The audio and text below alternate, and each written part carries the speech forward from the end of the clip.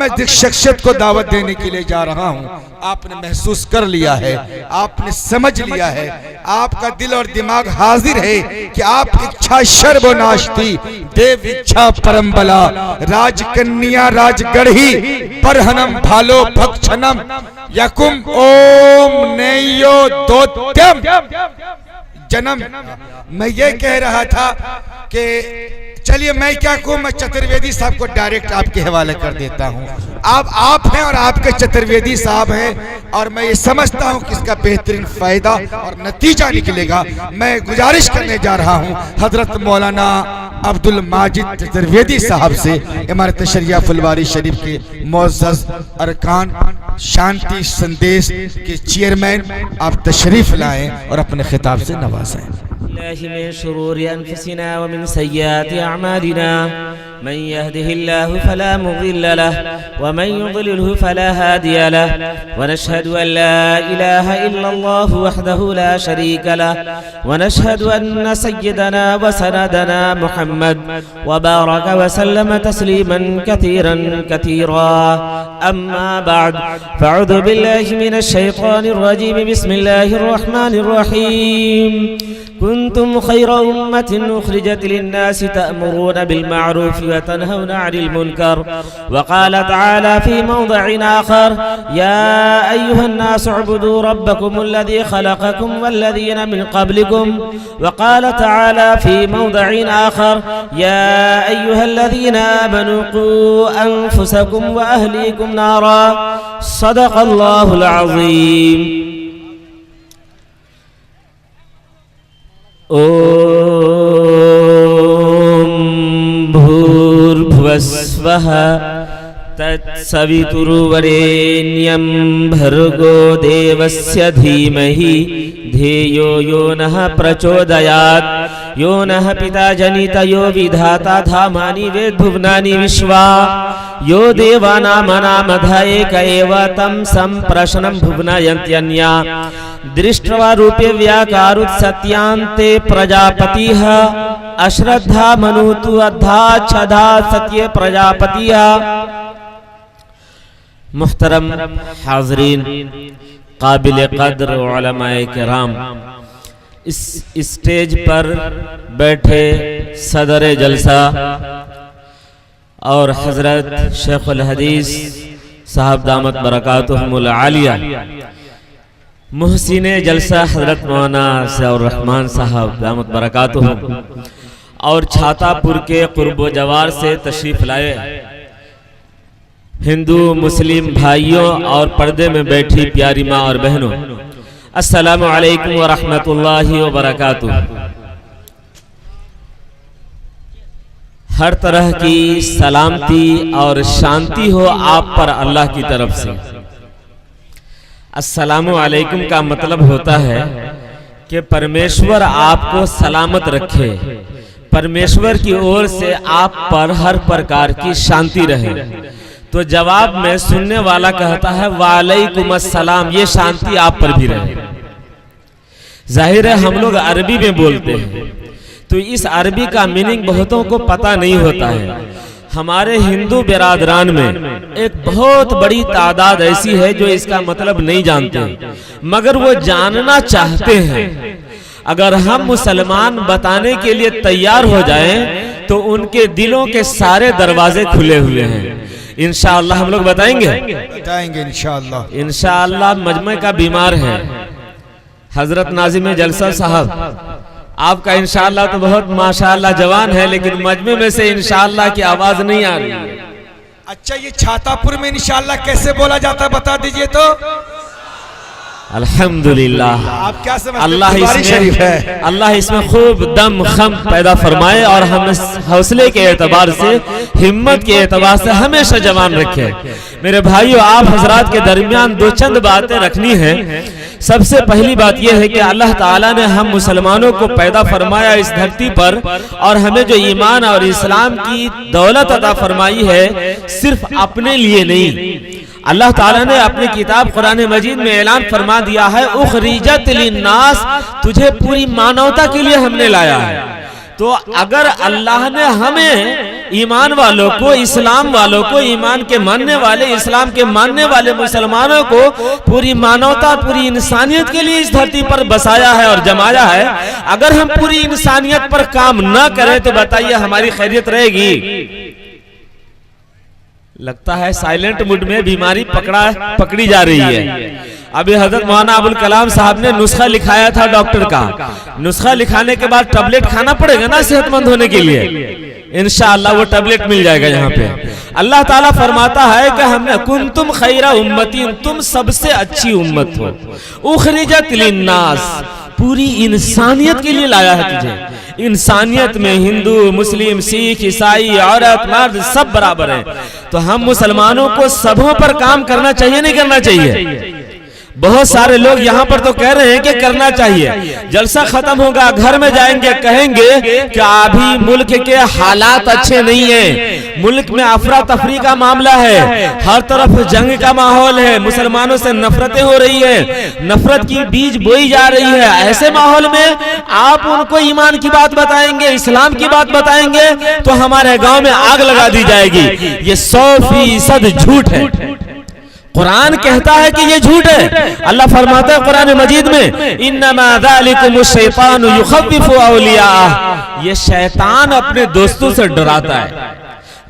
शैतान का दोस्त कौन है? जो अल्लाह को नहीं मानते, आखिरत को नहीं मानते, वो शैतान के दोस्त है। और ये डराता है कि अगर आप गैर मुस्लिम को इस्लाम की दावत दोगे, मंदिर में जाओगे, उनको ईमान के बारे में बताओगे, परमेश्वर के बारे में बताओगे, अल्लाह के बारे में बताओगे, परलोक, आखिरत, स्वर्ग, नरक, जन्नत, जहन्नम के बारे में बताओगे तो गांव में आग लगा दी जाएगी, हमें पकड़ के जेल में डाल दिया जाएगा। बताइए ये फीलिंग, ये सोच किसकी तरफ से? अल्लाह की तरफ से या शैतान की तरफ से? शैतान की तरफ से है। अगर आपके अब्बा कहते हैं कि हालात अच्छे नहीं है, अभी इस काम को नहीं करना है, तो याद रख लीजिए कि आपके अब्बा की दोस्ती रहमान से नहीं है, शैतान से। अगर आपकी बीवी कहती है कि अभी हालात साजगार नहीं है, ऐसे मौके पर, ऐसे हालात में दावत के काम को नहीं करना है, ईमान की बातें नहीं बतानी है, तो याद रख लीजिए कि आपकी बीवी की दोस्ती रहमान से कम, शैतान से ज्यादा है। अगर आप कहते हैं तो आपकी भी दोस्ती रहमान से कम, शैतान से ज्यादा है। तो हमें दोस्ती किससे करना, रहमान से या शैतान से? असल में हम लोग और आप लोग भी करते होंगे कि अपने अपने बागीचे में आम का पेड़ लगाते होंगे, कभी केले का पेड़ लगाते होंगे, कभी अमरूद जामुन का पेड़ लगाते होंगे, और घर में फूल की क्यारी बनाते होंगे तो गुलाब का फूल, गेंदे का फूल और अलग अलग फूल लगाते होंगे, कहीं मेहंदी का पेड़ लगाते होंगे। अगर कोई पेड़ सूखने लगे और पत्ता पीला पड़ने लगे और झड़ने लगे तो आप कहाँ पानी डालते हैं? उसके पत्ता पर डालते हैं या उसके जड़ में डालते हैं? अगर आपको उस पेड़ को जिंदा रखना है, हरा भरा रखना है, तो पानी कहाँ डालेंगे? जड़ में डालेंगे या पत्ता पर डालेंगे? जड़ में डालेंगे तो पूरा पेड़ हरा भरा होगा, और पत्ते पर हजारों साल पानी डालेंगे वो हरा भरा होगा? नहीं होगा। आज अगर हिंदुस्तान में मुसलमान परेशान है, बदहाल है, बेचैन है, और मुसलमान घबराए हुए हैं, और मुसलमान के अखलाक दुरुस्त नहीं है, झूठ बोलता है, कत्ल करता है, चोरी करता है, मर्डर करता है, चुगली करता है, तलाक देता है, मारता, पीटता है, बहुत तरह की बुराइयां करता है, ये सब पत्तियां हैं, ये सब उसकी टहनियां हैं, डालियां हैं। असल प्रॉब्लम, असल रोग जड़ में लगा हुआ है। अगर इन पर पानी डालेंगे, 1000 बरस भी पानी डालेंगे तो ठीक नहीं होगा। और इन सब अलामत बता रही है, इससे पता चलता है कि इस आदमी में बीमारी है। ये झूठ बोलता है, बीमारी कहाँ है? उसके ईमान में गड़बड़ी है। ईमान में पानी डालिए, जड़ में पानी डालिए, ईमान को ताकतवर बनाइए, इंशाअल्लाह सारी टहनियां हरी भरी हो जाएंगी, सारे पत्ते हरे भरे हो जाएंगे। और इंसानियत के लिए ईमान असल जड़ है, और ईमान का मरकज दिल है। दिल को सजा ले, दिल को साफ कर ले, इंशाअल्लाह सारे प्रॉब्लम सॉल्व हो जाएंगे।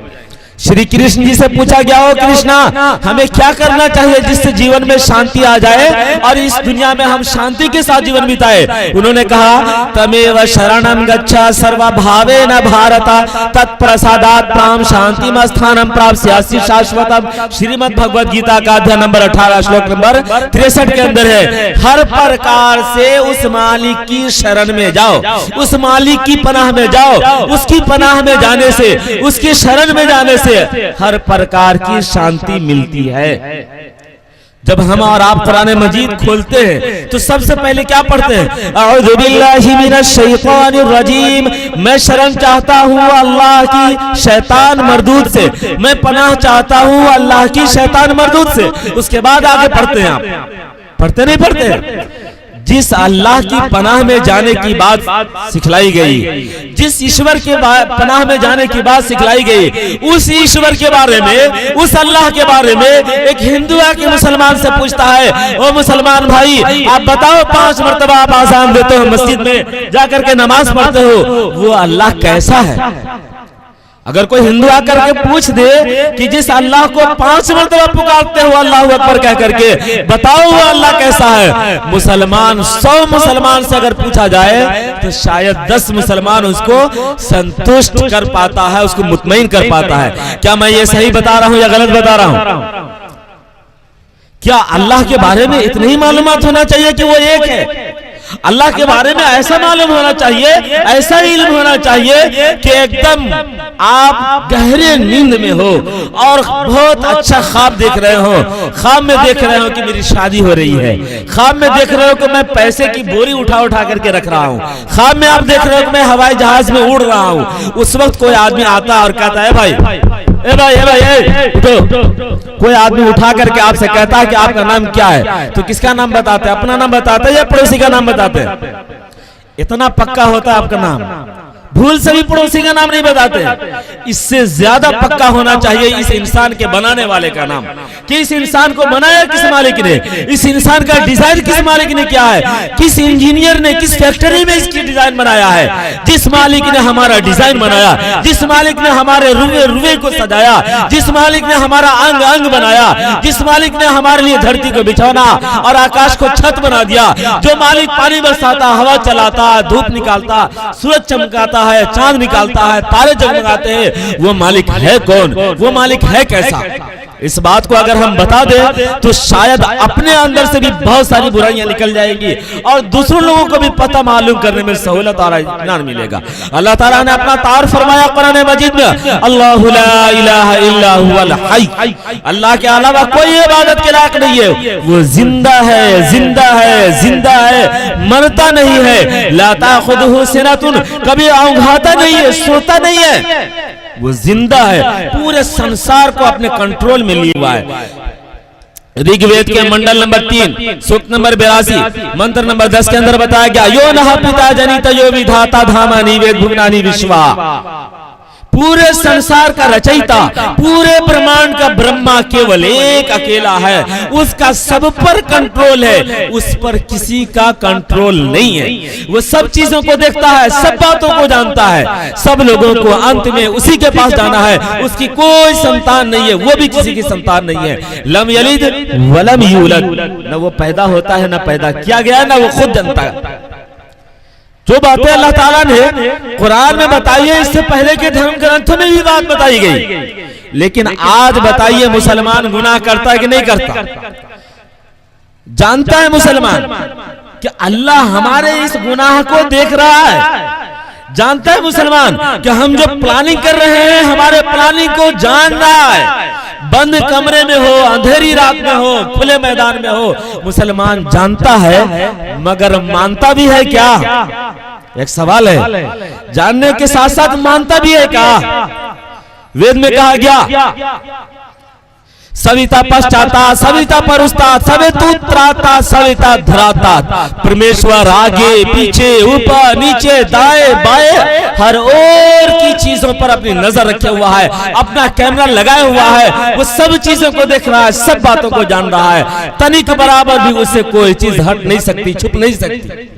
मेरे भाइयों, चाहे वो हिंदू हो या मुसलमान, अगर उसके सीने में दिल है और दिल में मानवता का दर्द है और वो समझता है कि इस दिल का बनाने वाला मालिक जिंदा है, इस दिल में अगर हम कोई प्लान बनाते हैं किसी के घर में आग लगाने का, किसी को मर्डर करने का, किसी को मार देने का, मुल्क में तबाही लाने का, फसाद मचाने का, अगर कोई प्लान बनाता है और वो जानता है इस बात को, मानता है इस बात को कि हमारा मालिक ऐसा कैमरा लगा रखा है कि जिस कैमरे में सारा रिकॉर्ड हो रहा है और उस मालिक के सामने हम जाने वाले, अगर ये बात मालूम हो जाए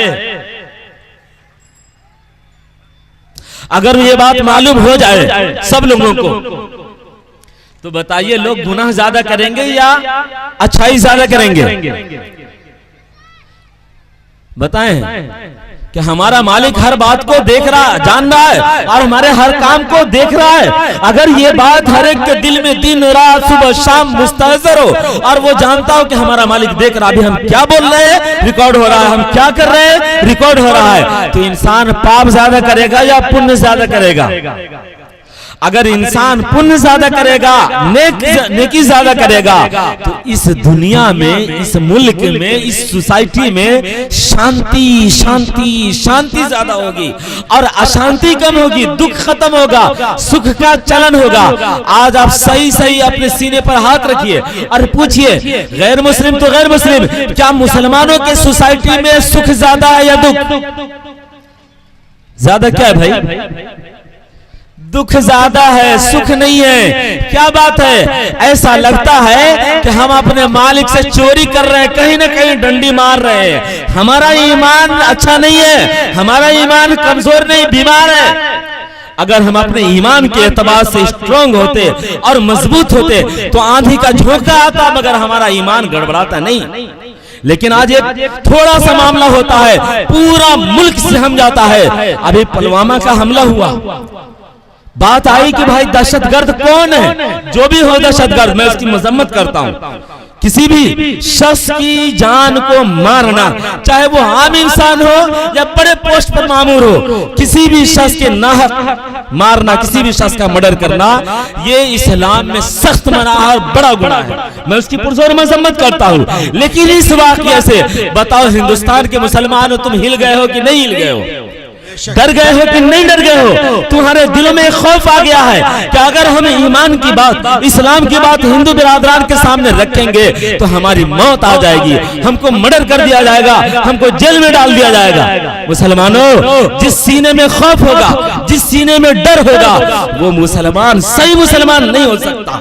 ईमान की बात हो, इस्लाम की बात हो, अल्लाह की बात हो, अल्लाह के रसूल की बात हो और उसकी धरती पर खौफ के साए में जिंदगी बसर करे, वो भी मखलूक का खौफ, ये ईमान से के मुनाफी है, ये इस्लाम से टकराने वाली बात है। ऐसा हो नहीं सकता। किसी दिल में ईमान भी हो और इस्लाम भी हो और मजबूत भी हो और उस दिल में खौफ हो, दहशत हो, डर हो, ये मुमकिन नहीं है। अगर हमारे दिलों में डर है, दहशत है, खौफ है यहाँ की हुकूमत का, यहाँ की तंजीम का, तो इसका मतलब ये है कि अपना ही ईमान गड़बड़ है। इसलिए ईमान को मजबूत करो दोस्तों। और ईमान मजबूत होगा कहाँ? मंडी में। अगर आपको सोना लेना है, सोना खरीदना है, तो आप प्याज की दुकान पर जाएंगे तो सोना नहीं मिलेगा।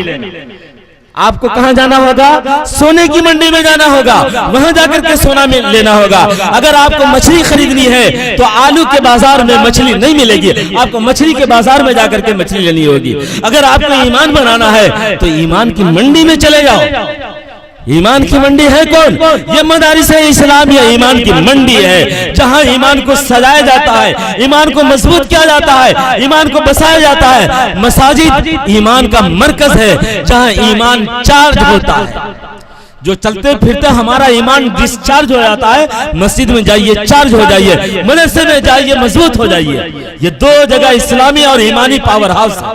अगर हमारा आपका रिश्ता मसाजिद से और मदारिस से कट जाता है तो इसका मतलब यह है कि ईमान के आने के सोर्सेस को हमने ब्लॉक कर दिया। मेरे भाइयों, मैं इसकी मुखालफत नहीं करता कि स्कूल कॉलेज यूनिवर्सिटी में तालीम नहीं हासिल करना। हाँ, हासिल करना है, वो भी दीनी ईमान है, वो भी दीन की तालीम है, वो भी ईमान, वहां भी ईमान की तालीम मिलती है। मगर सोर्स रूट्स तो मालूम हो कि वो ईमान का रास्ता कैसे होगा, दीन का रास्ता कैसे होगा, वो पता तो मालूम हो। ये पता यहाँ से मालूम होगा। मेरे भाइयों, आज हमारे हिंदुस्तान के हिंदू बिरादरान इंतजार करते हैं कि कोई मुसलमान आए तो सही हमारे पास कोई पैगाम लेकर और कहे कि भाई हमारा तुम्हारा माबूद दो अलग अलग नहीं है, तुम्हारा हमारा मालिक अलग अलग नहीं है, वही मालिक हमारा भी, वही मालिक तुम्हारा भी। हमको प्यास लगती है तो पटना में हम लोग पानी पीते हैं, छातापुर के लोगों को प्यास लगती है तो क्या पीते हैं? कोई भी बोले भाई, पानी पीते हैं। पानी को अंग्रेजी में वाटर कहते हैं, संस्कृत में जल कहते हैं, हिंदी में नीर कहते हैं, अंग्रेजी फारसी में आब कहते हैं और उर्दू में पानी कहते हैं। तो उर्दू का पानी, संस्कृत का जल, हिंदी का नीर, अंग्रेजी का वाटर और फारसी का आब, ये कितनी चीज हुई? सही जवाब नहीं है। चीज तो एक ही है, चीज एक है, चीज 5 नहीं है, नाम 5 है। चीज एक है, नाम 5। नाम 5 क्यों हुआ? इसलिए कि भाषा जबान 5 हो गई, इसलिए नाम 5 पड़ गया। जैसे यहाँ पर चीज एक है, नाम 5 हो गया, वैसे ही भाषा के चेंज होने से, भाषा के बदलने से, जबान के तब्दील होने से नाम अलग अलग हो जाता है। जिस मालिक ने इस पूरे ब्रह्मांड की रचना की है, पूरी कायनात को बनाया है, वो मालिक अपनी जात में एक अकेला है। उस एक अकेले को संस्कृत भाषा में ईश्वर परमेश्वर कहते हैं, अंग्रेजी में गॉड कहते हैं, फारसी में खुदा कहते हैं और अरबी जबान में अल्लाह कहते हैं। अगर अल्लाह, खुदा, गॉड और ईश्वर कहे तो क्या बात 4 अलग अलग हुए या मालिक तो एक ही हुआ? अलग अलग भाषा के नाम अलग अलग हो गए। बिल्कुल, हम हिंदू हो या मुसलमान, सिख हो या ईसाई, बौद्धिस्ट हो या जैनी, आस्तिक हो या नास्तिक, जो कोई भी है, उन तमाम इंसानों का रचयिता, इन तमाम का ब्रह्मा, खालिक, पैदा करने वाला मालिक अपनी जात में केवल एक अकेला है। मैं उस एक अकेले मालिक की कुछ पहचान आपके बीच रख रहा हूं, इसलिए कि मुझे जो टाइम मिला है बहुत शॉर्ट टाइम मिला है। मैं शॉर्ट टाइम में चाहता हूं कि थोड़ा सा चौका और छक्का लग जाए ताकि रन स्कोर हो जाए। इसलिए मैं बहुत मोटे मोटे अंदाज में जरा सा तेजी के साथ बताना चाहता हूं कि वो जो ईश्वर है, अल्लाह है, खुदा है, गॉड है, उसकी पहचान क्या है? नंबर 1 किताबों में जो पहचान बताई गई है वो ये है कि वो पैदा नहीं होता, वो पैदाइश के चक्कर से पाक है। कुरान में अल्लाह ने कहा लम यलिद वलम यूलद, पैदाइश के चक्कर से वो पवित्र है, पाक है, पैदा नहीं होता। हमारा आपका जन्म हुआ है, हम और आप पैदा हुए हैं। हज़रत ईसा अलैहिस्सलाम, मूसा अलैहिस्सलाम, मोहम्मद सल्लल्लाहु अलैहि वसल्लम और जितने लोग आए सबका जन्म हुआ है। अल्लाह जो है, ईश्वर जो है, गॉड, खुदा जो है, वो पैदा नहीं होता। श्री कृष्ण जी ने कहा भगवत गीता के अध्याय नंबर 10 श्लोक नंबर 3 के अंदर, यो माम जमनादिम च वेत्ति लोकम महेश्वरम असम्मूढ़ समर्थ्येषु सर्व पापैः प्रमुच्यते। जो व्यक्ति उस मालिक को अजन्मा मानेगा, पैदा न होने वाला मानेगा, च वेत्ति लोकम महेश्वरम, पूरे संसार का पालन करने वाला मानेगा, ऐसा मानने वाला व्यक्ति शख्स अक्लमंद है, बुद्धिमान है, और ऐसा मानने से सर्व पापैः प्रमुच्यते, सारे पापों से आजाद हो जाता है, मुक्त हो जाता है। कैसा मानेंगे तो वो अजन्मा है, पैदा नहीं होता, और तन्हा वो पूरे संसार का रब है। जो आदमी ये 2 बात मानेगा उसका सारा पाप मिट जाएगा। तो आप बताइए, चाहे हम हिंदू हो या मुस्लिम, अपने मालिक को कैसा मानना चाहिए? पैदा होने वाला या ना होने वाला? मजमा की तरफ से, इस मोहल्ला से तो कोई आवाजें नहीं है, पैदा न होने वाला। ये बातें मैं इसलिए आप लोगों से बुलवाने की कोशिश कर रहा हूं जबरदस्ती, ताकि आप यहां अगर बोलेंगे तो प्रोग्राम से निकलने के बाद जब आप चौक चौराहे पर जाएंगे, होटल में और पान दुकान पर जाएंगे, और अगर कोई हिंदू भाई की दुकान होगी या कोई पूछेगा कि चतुर्वेदी सब आए थे या प्रोग्राम और जलसा हुआ था, इसमें खास बात क्या हुई थी बताइए, तो आप खास बात में ये बात बता सकते हैं कि हमारा तुम्हारा मालिक जानते हो कैसे है? वो अजन्मा है, पैदा नहीं होता। ये बात बताई गई है, बताएंगे ना भाई? नंबर 1। नंबर 2, वो मरता नहीं है, मौत के चक्कर से पवित्र है। अल्लाह ने कुरान मजीद में फरमाया कुल्लु मन अलैहा फान, इस संसार में जितनी वस्तुएं हैं, जितनी चीजें हैं, सब मिट जाएंगी, सब खत्म हो जाएगी। वयबका वजहु रब्बिका जुल जलाली वल इकराम, आपका परमेश्वर, आपका रब कभी मिटेगा नहीं, कभी मरेगा नहीं, वो बाकी रहेगा। श्री कृष्ण जी ने भी कहा अव्यक्तम व्यक्ति मापन्नम मणियन्ते माम बुद्धयः ब्रह्मभावम अजानन्तो ममा व्यय मनुत्तमम। श्रीमद् भगवद गीता अध्याय नंबर 7 श्लोक नंबर 24 के अंदर कि वो अविनाशी है, नाश नहीं होता, न ममार न जिड़ियते, वेद में न वो बूढ़ा होता है न उसको मौत आती है, मौत के चक्कर से पाक है। कितनी चीज मैंने बताई? 2। नंबर 1 क्या था? नंबर 1 इतनी जल्दी भुला दिया, अभी आज का सूरज गुरूब नहीं हुआ है, भुला दिया। नंबर 1 पैदा नहीं होता। नंबर 2 मरता नहीं है। तीसरा नंबर भी याद रख लीजिए, तीसरा ये कि वो दिखता नहीं है, नजर नहीं आता। हजरत मूसा अलैहिस्सलाम ने अपने जमाने में आवेदन दिया, कहा या अल्लाह मैं आपका दर्शन करना चाहता हूँ, मुझे दिखाइए आप कैसे हैं। तो अल्लाह ने कहा लन तरानी, नहीं देख सकते। बहुत जिद किया तो बुलाया पहाड़ पे। जैसे ही एक प्रकाश चमका, एक नूर चमका, मूसा अलैहिस्सलाम बेहोश होकर ये गिर पड़े। अल्लाह ने कुरान मजीद में गवाही दी, कहा ला तुदरिकुहुल अबसार व हुवा युदरिकुल अबसार, उसको कोई आंख नहीं देख सकती, वो सबकी आंखों को देख रहा है मगर उसको कोई नहीं देख सकता। अगर उसको देखना है तो ये दुनिया छोड़नी पड़ेगी, और हम और आप दुनिया छोड़ने को तैयार नहीं है। तैयार है? तैयार नहीं है। इस दुनिया में रहकर हम नहीं देख सकते। इस दुनिया के बाद परलोक की जो दुनिया है, वहां जाने के बाद एक स्टेप के बाद हम इंशाअल्लाह उस मालिक का दर्शन कर सकेंगे, देख सकेंगे। लेकिन इस दुनिया में रह करके उसका दर्शन नहीं किया जा सकता, नहीं देख सकते। वेद में कहा गया, यजुर्वेद के अध्याय नंबर 32 मंत्र नंबर 3 के अंदर, न तस्य प्रतिमा यस्य नाम महद्दशः, उस मालिक की कोई प्रतिमा नहीं है, उसका कोई शरीर नहीं है, उसका कोई ढांचा नहीं है। उसके नाम का जिक्र करना, उसके नाम का माला जपना सबसे बड़ी नेकी है। यजुर्वेद के अध्याय नंबर 40 मंत्र नंबर 8 के अंदर कहा गया, नयन मूर्धो न तिर्यच्च न मध्य पदिज गर्भता, न तो उसको नयन से देख सकते हैं, आंख से देख सकते हैं, और न मन में सोच सकते हैं कि काला गोरा पीला नीला मोटा दुबला पतला छोटा बड़ा कैसा, सोच भी नहीं सकते। मैंने कितनी चीज बताई? 3 चीजें। नंबर 1, ईश्वर कैसा है, अल्लाह कैसा है, पैदा नहीं होता। नंबर 2, मरता नहीं। नंबर 3, दिखता नहीं। जिसमें ये 3 क्वालिटी होगी, वो मेरा भी खुदा, वो आपका भी खुदा, वो हिंदुस्तानियों का भी मालिक, वो पाकिस्तानियों का भी मालिक, वो जापानियों का भी मालिक, वो अमेरिकन का भी, पूरे संसार का मालिक, वो हिंदू का भी मालिक, मुसलमान का भी मालिक।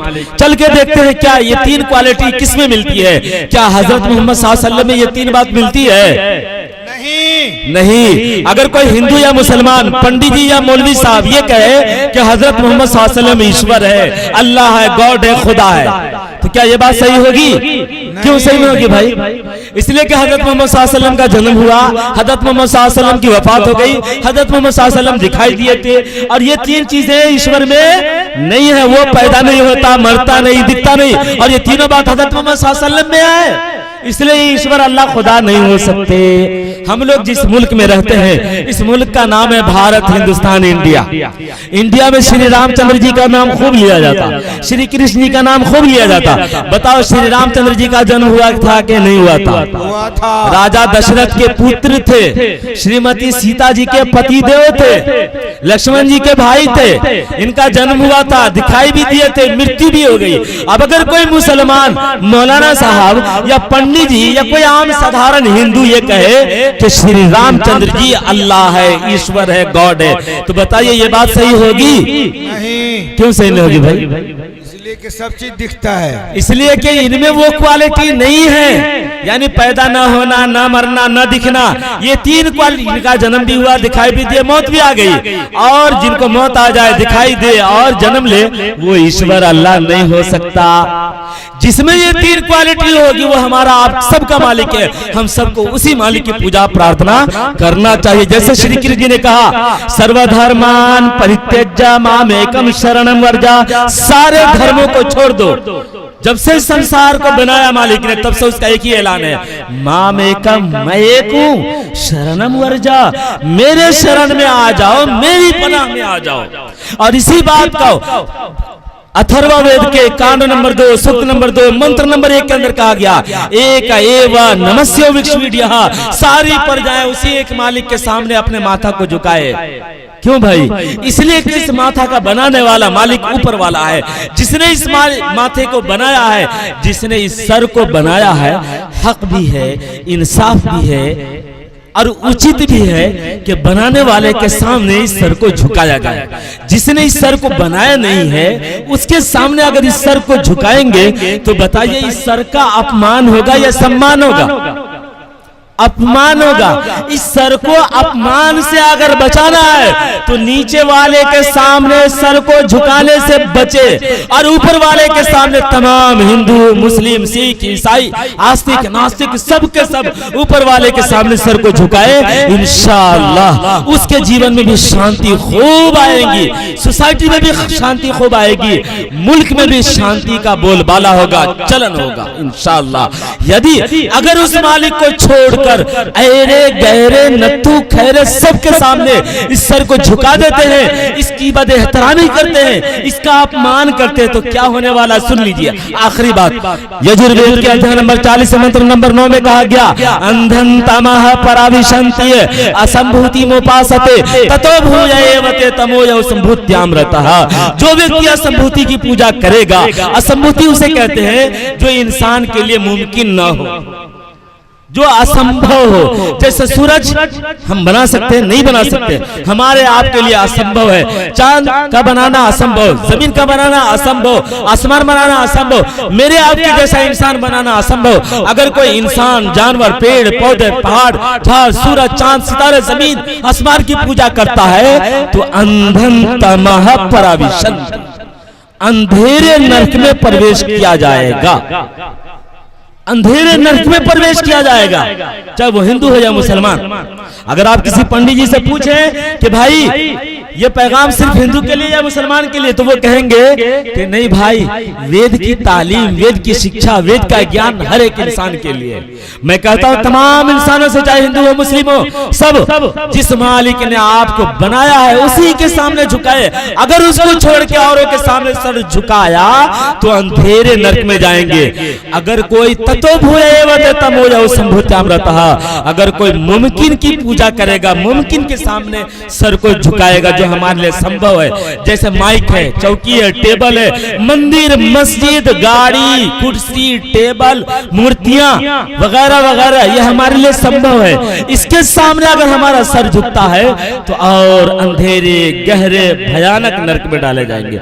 और बताओ, आप मरने के बाद स्वर्ग में जाना चाहते हो कि नरक में? स्वर्ग में। स्वर्ग में। अगर स्वर्ग में जाना चाहते हैं तो इस सर के बनाने वाले मालिक जो ऊपर वाले हैं, उस मालिक की पूजा करेंगे, उसके आज्ञा का पालन करेंगे, उसके आदेशों को मानकर चलेंगे, तो इस दुनिया में भी शांति मिलेगी, मरने के बाद भी शांति मिलेगी, हमारा घर भी खुशहाल होगा, हमारी सोसाइटी में भी खुशहाली दौड़ेगी, और हमारे मुल्क में भी अमन, शांति, सलामती का चलन और बोलबाला होगा। मैं दुआ करता हूं कि अल्लाह ताला हम सारे लोगों को ईमान और इस्लाम का सच्चा सिपाही और सच्चा दाई बना दे। आमीन व आखिर दावाना अल्हम्दुलिल्लाहि रब्बिल आलमीन। आगतम भूतलम स्वागतम जुदकरम सुखरम दुखहरम सुखकरम जीवनम मंगलम ऐ नबी मोहतरम ला इलाहा हिरले पापम इल्ला लंबा परम पिदम जन्म बेखंड स्वर्ग जपे नाम मोहम्मदम सल्लल्लाहु अलैहि वसल्लम। अभी आपने जनाबे हजरत मौलाना अब्दुल माजिद साहब चतुर्वेदी से बहुत ही पुरमग़ज़, मुख्तसर, जामे खिताब को समाअत फरमाया।